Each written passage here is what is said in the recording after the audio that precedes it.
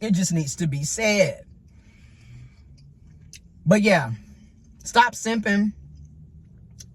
Let people show through their actions that they are worthy of you doing all of that extra lovey-dovey shit. Because a lot of times, people ain't worthy of shit.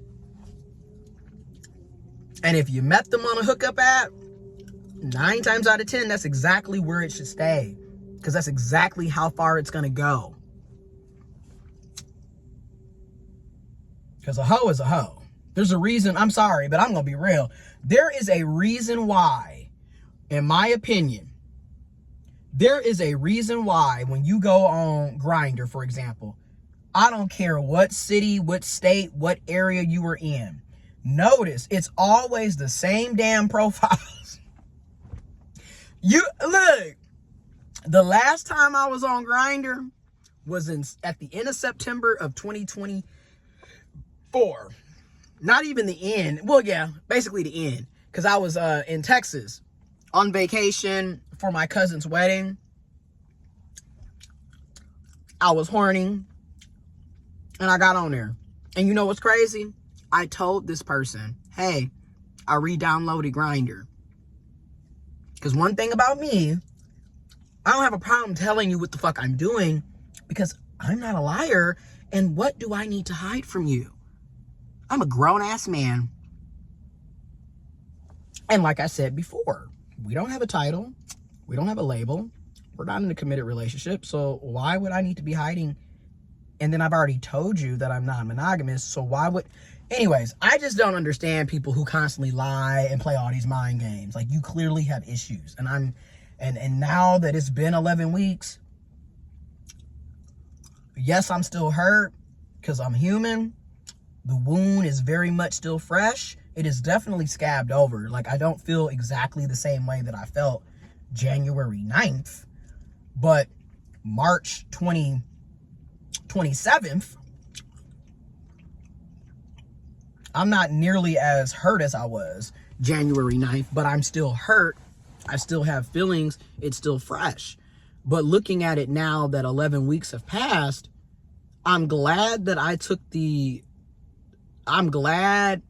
put myself first and I detached and I left. Because you realize you're dealing with somebody that can't be honest. And I'm sorry, but it doesn't matter if the person's going to be a sneaky link or your boyfriend, your girlfriend, your partner.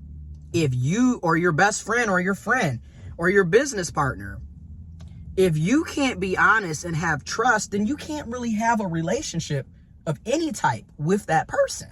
You don't trust them. They're fucking lying to you all the time. Come on.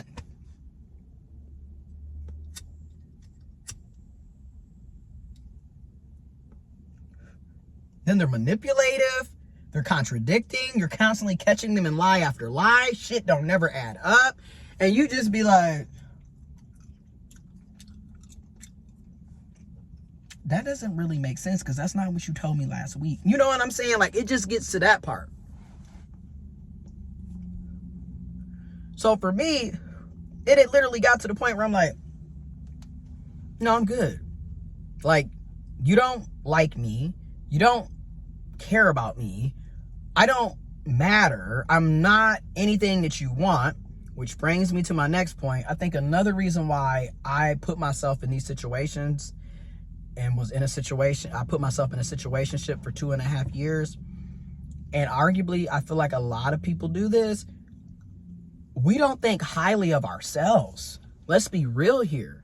Because if you think about it, if you think highly about yourself, you're not going to settle for something that doesn't serve you.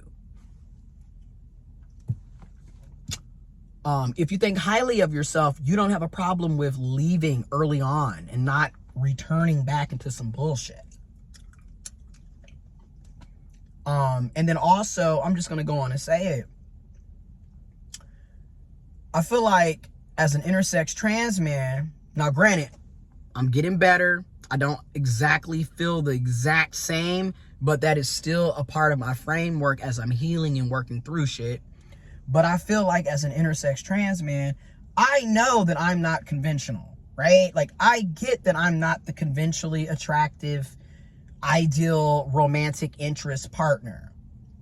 Simply because I was born intersex and I'm an intersex trans man. It is what it is. A lot of cis people have a preference for other cisgender people. It is what it is.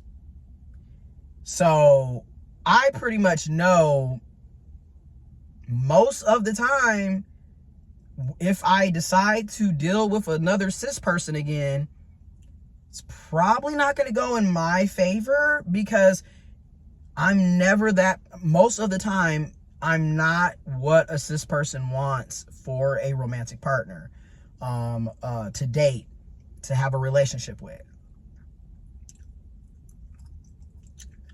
And I know a lot of folks in the trans community, I'm not going to say a lot, but some folks in the trans community will say, well, that's transphobic. Preferences, that argument is always going to be there as far as I'm concerned. Okay, because you got bi people, you got bi men who are saying cis het women are biphobic because they don't want to date them too, right? Like, so the preferences and the phobias, to each his own. Everybody has their opinion and perspective and viewpoint on that, and you're entitled to it. And a lot of these opinions and feelings are valid. It is what it is. They're valid. And I'm not going to sit up here and tell you that you're wrong for feeling like this. But I don't have to agree with you either.